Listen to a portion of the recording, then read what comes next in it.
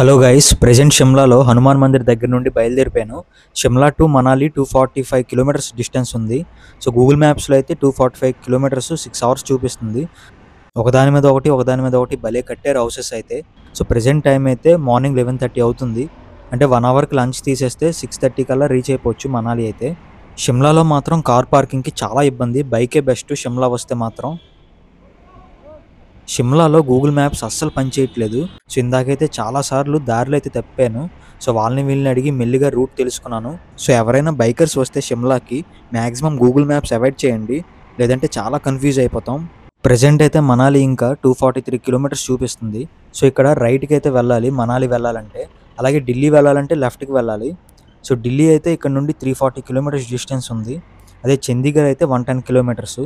So ఇక్కడ చూడండి, ఢిల్లీ వెళ్ళే రూట్ అలా కింద దిగిపోతుంది, మనాలి వెళ్ళే రూట్ ఏమో అలా మౌంటైన్ పైకి వెళ్ళిపోతుంది. సో ఫైనల్లీ షిమ్లా టూర్ అయితే కంప్లీట్ అయిపోయినట్టే. సో నేనే ధన్యవాద్ చెప్పాలి, ఎందుకంటే ఇంత అందమైన షిమ్లా సిటీ చూసినందుకు. సో ఈ చిన్న విలేజ్ పేరు టోటు. సో ఇది కూడా షిమ్లా కిందే వస్తుంది. సో ఎందుకో ఈరోజు షాప్స్ అన్నీ క్లోజ్లో ఉన్నాయి.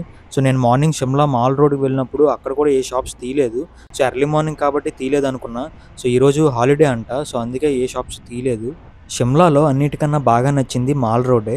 మాల్ రోడ్ నిజంగా చాలా నీట్గా చాలా బాగుంటుంది ప్లేస్ అయితే. ఇక్కడ షిమ్లాలో పెట్రోల్ బంక్స్ చాలా తక్కువ ఉన్నాయి. సో అందుకే నేనైతే ఒక 10 లీటర్స్ పెట్రోల్ అయితే కొట్టించాను. సో ఇప్పుడే లంచ్ కంప్లీట్ అయిపోయింది. ఆలూ పరాటా 2, ఎగ్ ఆమ్లెట్ 1 తిన్నాను 100 రూపీస్కి. చాలా బాగుంది, పీస్ఫుల్గా ఉంది ఏరియా అయితే. సో నా బైక్ చూడండి, బ్యాక్ సైడ్ ప్యానియర్ బాక్స్ లాంటివి ఏమీ పెట్టించలేదు. హిమాచల్ ప్రదేశ్లో ఫస్ట్ టైం ఇలాంటి బ్రిడ్జ్ క్రాస్ అవ్వడం. సో ఉత్తరాఖండ్లో అయితే తుంగనాథ్ కేదార్నాథ్ వెళ్ళే రూట్స్లో అయితే వస్తూ ఉంటాయి ఇలాంటి బ్రిడ్జెస్. అమెజాన్లో 1000 రూపీస్కి ఒక ట్రావెలింగ్ బ్యాగ్ అయితే తీసుకున్నాను. 300 రూపీస్కి 2 తాళ్ళు అయితే తీసుకున్నాను, ఎందుకంటే ఈ బ్యాగ్ని బైక్కి అయితే కట్టడానికి. అంతే, ప్యానియర్ బాక్స్ లాంటివి ఏమీ కొనలేదు బడ్జెట్ ప్రాబ్లం వల్ల. సో ఈ మధ్య చాలామంది బైక్స్కి ప్యానియర్ బాక్సులు, ట్యాంక్ బ్యాగ్స్, అలాగే క్యారింగ్ బ్యాగ్స్ ఇలా చాలా హై కాస్ట్లో ఉన్నవి తీసుకుంటున్నారు. సో వాటికి ఆల్మోస్ట్ 15,000 దాకా అయిపోతుంది. సో మీకు బడ్జెట్ తక్కువ ఉంటే అలా చేయకండి. సో ఎక్కువ బ్యాగ్స్ అయిపోయినా చాలా కన్ఫ్యూజన్, చాలా ఇబ్బంది అయిపోతుంది. మీరు సేఫ్టీ విషయంలో మంచి హెల్మెట్ తీసుకోండి, రైడింగ్ జాకెట్ కూడా తీసుకోండి. అండ్ నాకైతే రైడింగ్ జాకెట్ కూడా లేదు. సో నేను ఫాలో అయ్యేది ఒకటే, ఎప్పుడైనా ఏదైనా జరగడానికి first reason over speed. So 80 speed దాటామా అది అన్సేఫే. సో ఇప్పటికీ ఎన్నో కిలోమీటర్స్ తిరిగాను, 5 స్టేట్స్ తిరిగాను, 80 స్పీడ్ దాటలేదు. సో మీరు యాక్టివ్గా నైట్ టైం రైడ్స్ బంద్ చేసేసి 80 స్పీడ్ దాటకపోతే చాలా బెస్ట్. ఇక్కడ రైట్ సైడ్లో వెళ్తే అంబుజా సిమెంట్ మెయిన్ ఫ్యాక్టరీ అయితే వస్తుంది. సో రైడింగ్ జాకెట్ 2000, 3000 ఉంటే బాగున్ను, మరీ 6000 అంటే చాలా కష్టం. సో నీ గార్డ్స్ అయితే తీసుకున్నాను, 1500 కాస్ట్ పడింది. సో ప్రెజెంట్ అందాకైతే వేసుకోలేదు, బ్యాగ్లో పెట్టేశాను. అవి వేసుకుంటే గాలి అయితే అస్సలు తగలట్లేదు. సో లదాఖ్ లాంటి ఎక్స్ట్రీమ్ కోల్డ్ వెదర్స్లో అయితే యూజ్ అవుతాయి అవి. సో ఫైనల్లీ ఢిల్లీ నుండి డైరెక్ట్గా వచ్చే ఢిల్లీ మనాలి హైవేకి రీచ్ అయిపోయాను. సో ఈ హైవే ఢిల్లీ పై నుండి పానీపట్, అంబాలా, చండీగఢ్ అవుటర్ నుండి, రూపానగర్, బిలాస్పూర్ అవుటర్ నుండి వస్తుంది. షిమ్లా నుండి 96 కిలోమీటర్స్ తర్వాత ఢిల్లీ మనాలి హైవేలోకి అయితే కలుస్తాము. సో డబుల్ రోడ్ రావడం చాలా హ్యాపీగా ఉంది. ఇక్కడ ఏదో టన్నల్ అయితే ఉంది. సో నా లైఫ్లో ఫస్ట్ టైం టన్నల్ లోపల నుండి డ్రైవ్ చేయడం. ఇదైతే టన్నల్ నెంబరు 5 అంట. ఢిల్లీ హైవే నుంచి వస్తే 4 టన్నల్స్ అయితే వస్తాయి, ఇది 5th. వావ్, టన్నల్ అయితే చాలా బాగుంది, ఫుల్ లైటింగ్స్తో చాలా నీట్గా ఉంది రోడ్డు కూడా. సో ఫస్ట్ టన్నల్ బిలాస్పూర్కి ముందు బహోయి విలేజ్ దగ్గర. టన్నల్ పేరు కయించి మోద్ టన్నల్, ఫస్ట్ది అయితే వస్తుంది. సో ప్రెజెంట్ NH21 మీద ఉన్నాను. ఇంకా మనాలి అయితే 135 కిలోమీటర్స్ ఉంది, మండి అయితే 27 కిలోమీటర్స్ ఉంది. ప్రెజెంట్ అయితే సుందర్ నగర్ రీచ్ అయిపోయాను. ఈ సుందర్ నగర్ హిమాచల్ ప్రదేశ్లో మండి డిస్టిక్లో ఒక టౌను. సుందర్ నగర్ టౌన్ చాలా బాగుంటుందంట, ముఖ్యంగా సుందర్ నగర్ లేక్ అయితే చూడాల్సిన ప్లేస్ అంట. సో ఈ లెఫ్ట్ సైడ్లో ఉన్నదంతా సుందర్ నగర్ లేక్ తాలూకా వాటరే. చాలా పెద్ద లేక్ ఇది, హైదరాబాద్లో హుసేన్ సాగర్ లాగా. బట్ ఈ లేక్ మాత్రం స్మెల్ రాకుండా చాలా నీట్గా ఉంది. సో ప్రెజెంట్ మే కాబట్టి ఇక్కడ కొంచెం హాట్గానే ఉంది. సో డ్రైవ్ చేస్తుంటే వేడి గాలి అయితే తగులుతుంది. సో ఎప్పుడు మనాలి రీచ్ అయిపోతానా అన్నట్టు ఉంది. ఇక్కడ లెఫ్ట్ సైడ్లో కనిపిస్తున్న రివర్ పేరు సుకేతి కాద్ రివర్. ఫేమస్ రివర్ అయిన బీస్ రివర్ నుండి వస్తుంది. సో ఇప్పుడు ఆల్మోస్ట్ మండి టౌన్కి అయితే రీచ్ అయిపోయాను. సో ఇక్కడ మండి టౌన్ అంతా కూడా లెఫ్ట్ సైడ్లో ఉంది. హిమాచల్ ప్రదేశ్లో మండి అనేది ఒక డిస్ట్రిక్ట్. సో ఈ టౌన్ కూడా చాలా ఫేమస్ హిమాచల్ ప్రదేశ్లో. మెయిన్ వింటర్ సీజన్లో చాలా బాగుంటుందంట.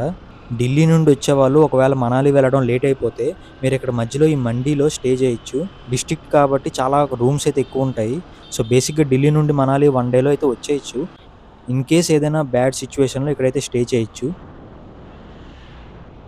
సో ఇంకా మనాలి 108 కిలోమీటర్స్ ఉంది. ఎంత డ్రైవ్ చేస్తున్నా అసలు డిస్టెన్స్ అయితే తరగట్లేదు. డబుల్ రోడ్ అయితే సుందర్ నగర్ వరకే ఉంది. సో అక్కడ నుండి మళ్ళీ సింగిల్ రోడ్ అయిపోయింది. ఈ మౌంటైన్స్ మీద ఈ సింగిల్ రోడ్లో 40 స్పీడ్ దాటడం కష్టమైపోతుంది. సో ఈ లెఫ్ట్ సైడ్లో చూడండి ఈ రివర్ బీస్ రివరు. మనాలి అంతా ఈ రివరే ఉంటుంది. సో యాక్చువల్గా ఈ బీస్ రివరు హిమాచల్ ప్రదేశ్లో వెస్టర్న్ హిమాలయాస్ అయిన రోహతాంగ్ పాస్ దగ్గర స్టార్ట్ అవుతుంది. సో అక్కడ నుండి మనాలి కులు వ్యాలీ నుండి వస్తూ వెస్ట్లో ఉన్న మండి టౌన్కి అలాగే కంగ్రా వ్యాలీకి రీచ్ అయ్యి అప్పుడు పంజాబ్లోకి ఎంటర్ అయ్యి సుల్తేజ్ రివర్లోకి కలుస్తుంది హరికే విలేజ్ దగ్గర. సో నేనైతే మనాలిలో 3 డేస్లో టూరిస్ట్ ప్లేసెస్ అన్నీ కంప్లీట్ చేసేసి 1 డే రెస్ట్ తీసుకొని సో అప్పుడు మనాలి నుండి రోహతాంగ్ పాస్ పై నుండి బార్లాచలా పాస్ వైపు లదాఖ్ అయితే వెళ్తాను. సో ప్రెజెంట్ అయితే బార్లాచలా పాస్ ఓపెన్ చేయలేదు, స్నో ఎక్కువగా రోడ్డు మీద అయితే ఉండడం వల్ల. సో చూడాలి మరి ఏమవుతుందో. ఈ 4 డేస్లో స్నో క్లియర్ చేస్తే పర్లేదు, లేదంటే కొత్తగా పదూమ్ రూట్ అయితే ఓపెన్ అయిందంట ఈ ఇయర్. సో బట్ చాలా డేంజరస్ రూట్ అంట అది. సో బార్లాచలా పాస్ ఓపెన్ అవ్వకపోతే మాత్రం ఇంకా పదూమ్ రూట్లో నుంచే వెళ్ళాలి లదాఖ్ అయితే. సో ఇక్కడ రైట్ సైడ్లో ఉన్నదంతా బీస్ రివరే, చాలా ఎక్కువగా ఉంది ఇక్కడైతే వాటరు. సో ఈ డ్యామ్ పేరు పందోహ్ డ్యామ్ రిజర్వేరు. ఈ dam purpose hydro electric power generation కోసం 1977లో ఓపెన్ అయింది. అలాగే బీస్ రివర్ని సౌత్ వెస్ట్లోకి డైవర్ట్ చేస్తుంది ఆల్మోస్ట్ 38 కిలోమీటర్స్. సో నిజంగా చాలా గ్రేటు. ఇంకా మనాలి 86 కిలోమీటర్స్ ఉంది. సో మళ్ళీ డబుల్ రోడ్ అయితే స్టార్ట్ అయిపోయింది. అదే లదాఖ్ క్యాపిటల్ అయిన లేకి వెళ్ళాలంటే 512 కిలోమీటర్స్ ఉంది ఇక్కడ నుంచి. మనాలిలో మెయిన్ యాక్టివిటీస్ అంటే snow activities, river rafting, paragliding, zorbing, ATV ride, bungee jump. So ఇలా అయితే ఉంటాయి చాలా. రిషికేష్లో రివర్ రాఫ్టింగ్ అయితే బేసిక్గా చాలా బాగుంటుంది మనాలిలో కన్నా. సో నేనైతే మెయిన్ పారాగ్లైడింగ్ అయితే చేద్దాం అనుకుంటున్నా. 3500 3000 దగ్గర అయితే ఉండొచ్చు కాస్ట్ అయితే. సో బంగీ జంప్ కన్నా ఇంకా హైట్లోకి అయితే వెళ్ళొచ్చు అని నా ఉద్దేశం.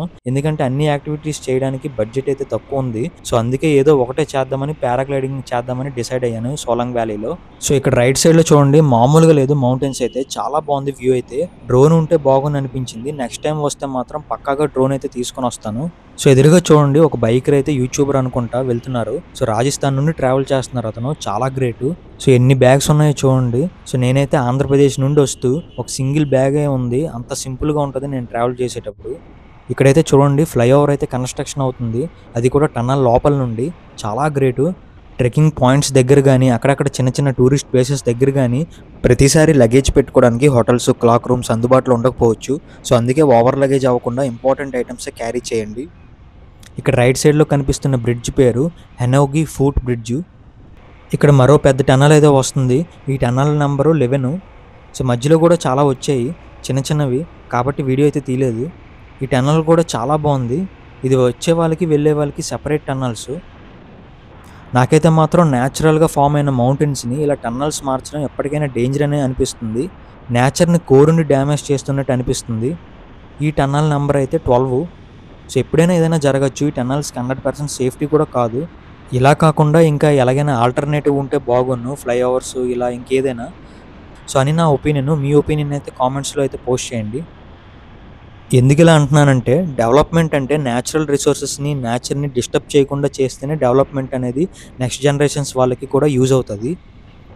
ఇక్కడ రోడ్డు మొత్తం కోసేసింది రైట్ సైడ్కి, చాలా డేంజర్. ఇలా మరో టన్నల్ అయితే వచ్చింది. ఈ టన్నల్ చూడండి బూత్ బంగ్లాలో ఉంది, చాలా డేంజరస్గా ఉంది.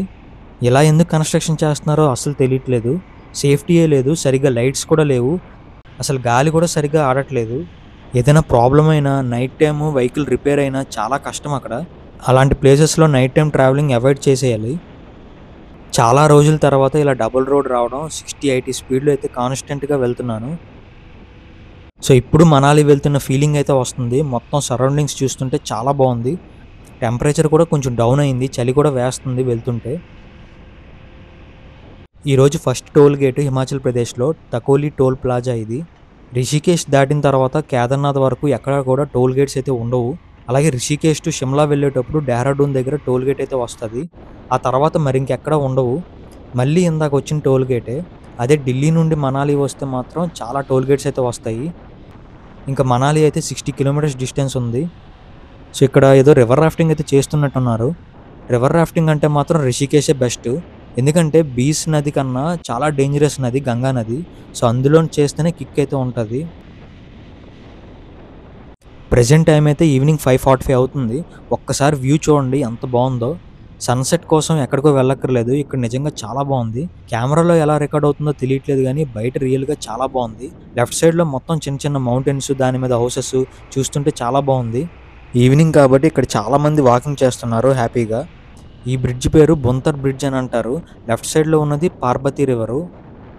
లెఫ్ట్ సైడ్‌లో కనిపిస్తున్న టౌన్ అంతా కూడా బొంతర్ టౌను. కులు డిస్ట్రిక్ట్ కింద వస్తది.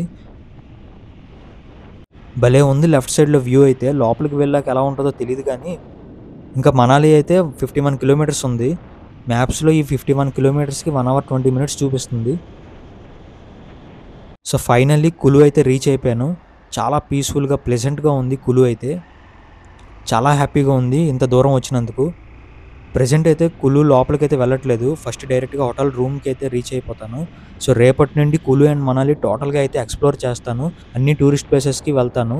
అలాగే ఓల్డ్ మనాలిలో డార్మిటరీ రూమ్ అయితే బుక్ చేసుకున్నాను 500 రూపీస్‌కి. బాగుంటాదో బాగోదో చూడాలి మరి. ఇక్కడ లెఫ్ట్ సైడ్‌లో వెళ్తే మెయిన్ కులు టౌన్ లోపలికైతే వెళ్తాం. అక్కడ ఆర్చ్ కూడా ఏదో ఉంది వెల్కమ్ అని. ఇక్కడ వెల్కమ్ టు కులు అని ఆర్చ్ ఉంది. ఇంత దూరం ఎలాగో వచ్చాను కదా అని ఆర్చ్ వరకు వెళ్తున్నాను ఫోటోస్ తీసుకోవడానికి. లదాఖ్ టు కన్యాకుమారి ట్రిప్‌లో ఈరోజు డే 17. ఫైనల్లీ ఈ రోజుకి కులు అయితే రీచ్ అయ్యాను. చాలా హ్యాపీగా ఉంది కులు మనాలి వచ్చినందుకు. రేపు గాని, ఎల్లుండి గాని మోస్ట్‌లీ కులు అయితే వచ్చి మొత్తం ఎక్స్‌ప్లోర్ చేస్తాను. కులు టౌన్ అయితే చాలా పెద్దది. సో, నేనైతే అస్సలు ఎక్స్‌పెక్ట్ చేయలేదు ఇంత పెద్ద టౌన్ ఉంటదని. లెఫ్ట్ సైడ్‌లో ఉన్న ఈ రివర్ ఫ్లో కూడా చాలా ఎక్కువగా ఉంది. బీస్ రివర్ ఫ్లో అయితే. ముఖ్యంగా కులు టౌన్ దగ్గర రివర్ ఫ్లో అయితే చాలా ఎక్కువగా ఉంది. సో, మీకు ఎదురుగా కనిపిస్తున్న ఈ బ్రిడ్జ్ చాలా ఇంపార్టెంట్ బ్రిడ్జ్ కులు టౌన్‌లో. ఈ బ్రిడ్జ్ పేరు గౌమన్ బ్రిడ్జ్. ఈ బ్రిడ్జ్ అయితే లెఫ్ట్ సైడ్ ఉన్న రోడ్‌ని రైట్ సైడ్‌కి ఉన్న టౌన్‌కి అయితే కనెక్ట్ చేస్తది. ఈ బ్రిడ్జ్ లేనప్పుడు చిన్న చిన్న బ్రిడ్జెస్ ఉండేవంట. వాటితో చాలా ఇబ్బంది అయ్యేదంట. సో, ఫైనల్లీ కులు టౌన్ అయితే దాటిపోయాను.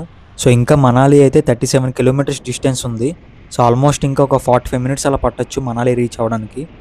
కులు టౌన్ దాటినో లేదో ట్రాఫిక్ అయితే చాలా బీభత్సంగా ఉంది. కార్స్‌తో మొత్తం అంతా కూడా ట్రాఫిక్ అయితే జామ్ అయిపోతుంది 2 కిలోమీటర్స్ డిస్టెన్స్‌కి. సో, ఆల్మోస్ట్ మార్నింగ్ నుండి 150 కిలోమీటర్స్ అయితే ఈజీగా డ్రైవ్ చేసేసాను. బట్ లాస్ట్ 50 కిలోమీటర్స్ మాత్రం ఎంత డ్రైవ్ చేస్తున్నా అసలు డిస్టెన్స్ అయితే అస్సలు తరగట్లేదు. రోడ్డు పక్కన ఉంది రివర్ అయితే. సో, రోడ్డు కూడా పెద్దగా ఎత్తైతే చేయలేదు. రెండిట్లికి మధ్యలో ఒక చిన్న గోడే ఉంది. సో, ప్రెజెంట్ అయితే రివర్ ఫ్లో అయితే ఎక్కువగా లేదు. ఒకవేళ ఎప్పుడైనా రైనీ సీజన్‌లో రివర్ ఫ్లో అయితే ఎక్కువైతే మాత్రం చాలా కష్టం ఇక్కడ. సో, అప్పుడైతే రివర్ తాలూకు వాటరు రోడ్డు మీదకి వచ్చే అవకాశం అయితే ఉంది. సో, చాలా కేర్‌ఫుల్‌గా ఉండాలి. అలాగే ఇంకో విషయం ఏంటంటే మనాలిలో పారాగ్లైడింగ్ చేయాలంటే 2 పాయింట్లు. సో, ఒకటి కులులో అయితే చేయొచ్చు. అంటే ప్రెజెంట్ నేనున్న ప్లేస్‌లో చేయొచ్చు. అండ్ రెండోది మనాలికి 14 కిలోమీటర్స్ డిస్టెన్స్‌లో ఉన్న సొలాంగ్ వ్యాలీలో అయితే చేయొచ్చు. సో, నేనైతే కులులో అయితే చేయట్లేదు. ఎందుకంటే కులులో 1500-2000 దగ్గర కాస్ట్ అయితే ఉంటది. చాలా తక్కువ కాస్ట్‌లో చేయొచ్చు. బట్ చుట్టూరు అంతా కూడా గ్రీన్ మౌంటైన్సే కనిపిస్తాయి. ఏమీ ఉండదు. సో, అదే సొలాంగ్ వ్యాలీలో అయితే చుట్టూరు మొత్తం అంతా కూడా స్నో మౌంటైన్స్ అయితే కనిపిస్తాయి. సో, 3500 కాస్ట్ ఉంటది సొలాంగ్ వ్యాలీలో. చాలా వర్త్ నిజంగా ఆ కాస్ట్‌కి. సో, అందుకే నేనైతే సొలాంగ్ వ్యాలీలో అయితే పారాగ్లైడింగ్ చేద్దాం అనుకుంటున్నాను. సో, ఎదురుగా మీరు చూస్తే హాట్ ఎయిర్ బెలూన్ యాక్టివిటీస్ అయితే జరుగుతున్నాయి. సో, ఇదైతే కాస్ట్ 1500 దగ్గరైతే ఉంటది. సో, నిజంగా చెప్తున్నాను ఈ హాట్ ఎయిర్ బెలూన్ యాక్టివిటీ అయితే నిజంగా వేస్టు. ఎందుకంటే అసలు హైట్ కూడా లేదు. చాలా తక్కువ హైట్ అది. సో, కొంచెం మనీ ఎక్కువ వేసుకున్న 1500, 2000కి కులులో అయితే పారాగ్లైడింగ్ అయితే చేసేయొచ్చు. సొలాంగ్ వ్యాలీలో 3500కి పారాగ్లైడింగ్ అయితే చేయొచ్చు. ఈ హాట్ ఎయిర్ బెలూన్ యాక్టివిటీ అయితే మాత్రం మనాలిలో నిజంగా వేస్ట్ అనే చెప్పుకోవచ్చు. సో, ఎక్కువగా చిన్నపిల్లలు అయితే కొంచెం ఇంట్రెస్ట్ అయితే చూపిస్తున్నారు ఇది ఎక్కడానికి. సో, పెద్దవాళ్ళు అయితే మాత్రం జెంట్స్, లేడీస్ అయితే హాట్ ఎయిర్ బెలూన్ అయితే ఎక్కడానికి అసలు ఇంట్రెస్ట్ చూపించట్లేదు. సో, ఫైనల్లీ చీకటి పడిపోయింది. ఇంకా మనాలి వెళ్ళడానికి ఒక 11 కిలోమీటర్స్ డిస్టెన్స్ మాత్రమే ఉంది. ప్రెజెంట్ టైం అయితే ఈవినింగ్ 7:30 అవుతుంది. సో, యాక్చువల్లీ నేనైతే ఈవినింగ్ 6కే రీచ్ అయిపోవాలి మనాలి అయితే. కాకపోతే ఇందాక హాట్ ఎయిర్ బెలూన్ యాక్టివిటీస్ అయితే వచ్చాయి కదా! సో, అక్కడైతే చాలా సేపు అయితే టైం స్పెండ్ చేశాను. సో, దానివల్ల చాలా వరకు టైం అయితే అయిపోయింది. సో, మాక్సిమం ఇంకా దగ్గరికైతే వచ్చేసాను.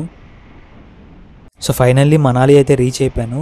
మనాలికి ఎంట్రన్స్‌లో అయితే ఉన్నాను. ఈవినింగ్ 7:30 అయిపోతున్నా ఇక్కడ పైన ఆకాశం చూడండి ఇంకా లైట్ బ్లూ కలర్‌లోనే ఉంది. పూర్తిగా డార్క్ అయితే అవ్వలేదు. ఫైనల్లీ ఇప్పుడు రీచ్ అయ్యాను మనాలి అయితే. ఇప్పుడు టైం అయితే 8 అయిపోయింది. సో, ఇక్కడ లెఫ్ట్ సైడ్‌లో వెళ్తే మాల్ రోడ్డు అలాగే ఓల్డ్ మనాలి అయితే వెళ్ళొచ్చు. అండ్ రైట్ సైడ్‌లో వెళ్తే రోహతాంగ్ పాస్, లదాఖ్ అయితే వెళ్ళొచ్చు. సో, ప్రెజెంట్ నేను తీసుకున్న డార్మిటరీ రూమ్‌కి ఇక్కడి నుంచి 2 కిలోమీటర్స్ డిస్టెన్స్ చూపిస్తుంది. సో ఈ లెఫ్ట్ సైడ్ వేలో నుంచి వెళ్ళి మాల్ రోడ్ దాటిన తర్వాత ఓల్డ్ మనాలిలోకి అయితే వెళ్ళాలి. సో ప్రెజెంట్ అయితే మనాలిలో మాల్ రోడ్ దగ్గర అయితే ఉన్నాను. సో ట్రాఫిక్ అయితే మాత్రం చాలా ఎక్కువగా ఉంది. సో ఈ మాల్ రోడ్లో షాపింగ్ అయితే చేసుకోవచ్చు, అలాగే అన్ని ఐటమ్స్ అయితే దొరుకుతాయి ఇక్కడ. చాలా ఫేమస్ ఈ మాల్ రోడ్ అయితే ఇక్కడ. సో ఇప్పుడే నేను మాల్ రోడ్ దాటిపోయి ఓల్డ్ మనాలిలోకి అయితే వచ్చాను. ఈ చిన్న చిన్న సందుల్లో కూడా ఫుల్ షాప్స్ అయితే ఉన్నాయి. సో ఎక్కడికి వెళ్ళినా టూరిస్ట్స్ అయితే ఫుల్గా ఉన్నారు. ఈ చిన్న చిన్న సందుల్లో ఎటేటో తిప్పుతుంది గూగుల్ మ్యాప్స్ అయితే. ప్రెజెంట్ టైం అయితే 8:30 అవుతుంది. ఫైనల్లీ ఇప్పటికి రీచ్ అయ్యాను హోటల్కి అయితే. ఈ హోటల్ పేరు సాబర్ మనాలి, SABR స్పెల్లింగ్. సో నేనైతే booking.com యాప్లో బుక్ చేసుకున్నాను. సో నాకైతే డిస్కౌంట్ అయితే వచ్చింది, 350 రూపీస్కే వచ్చింది ఈ రూమ్ అయితే. సో హోటల్ అయితే చాలా యావరేజ్గా ఉంది. సో అంతగా అయితే ఏం బాలేదు. సో అందుకే నేనైతే రూమ్ అయితే చూపించట్లేదు. సో రేపైతే మనాలి ఫుల్ టూర్ అయితే ఉండబోతుంది. నెక్స్ట్ వీడియోలో మళ్ళీ కలుద్దాం.